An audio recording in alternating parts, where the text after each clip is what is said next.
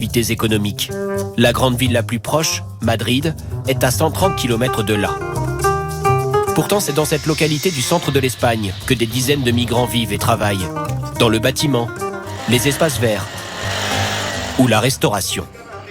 Comme beaucoup d'autres, le village manque de main-d'œuvre. Les jeunes fuient la campagne. Le patron de l'établissement ne peut donc pas se passer de ces renforts venus d'autres pays. Au total, sur les 9 salariés de l'entreprise, il y a 6 étrangers.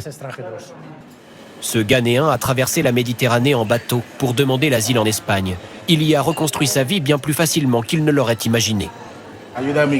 On m'a aidé à obtenir mes papiers. On m'a aidé à trouver du travail.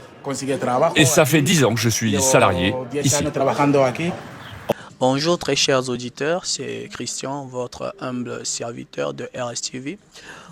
J'ai une question pour chacun de mes auditeurs et surtout les Africains. Pourquoi, quand nous, Africains, nous terminons les études, nous n'allons pas droit chez nous?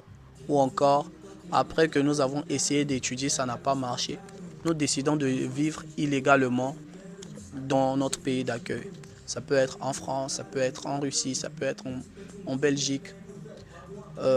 Il nous arrive des fois, même en étudiant, on comprend que ici c'est dur, la langue, la difficulté, les barrières, le climat, mais nous demeurons dans le pays d'accueil. Tout simplement, c'est à cause de nos dirigeants, parce qu'aujourd'hui nous avons des pays comme le Vietnam, la Chine, qui a eu à évoluer. Et la manière de diriger de nos gouverneurs ne nous permettent pas vraiment de rentrer chez nous et trouver un bon emploi. Donc, quand on va chercher du travail, on nous demande de l'expérience de 10 ans. Quand on va dans notre pays, on nous traite des fois comme des étrangers.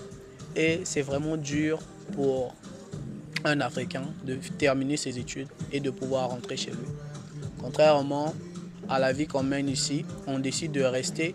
Mais quand on reste aussi, il y a la pression familiale, il y a la pression avec les policiers. Parce que quand on vit illégalement, c'est tout à fait compliqué de pouvoir réussir sa vie. On a le loyer à payer, l'électricité, on a tout cela et tout un grand stress.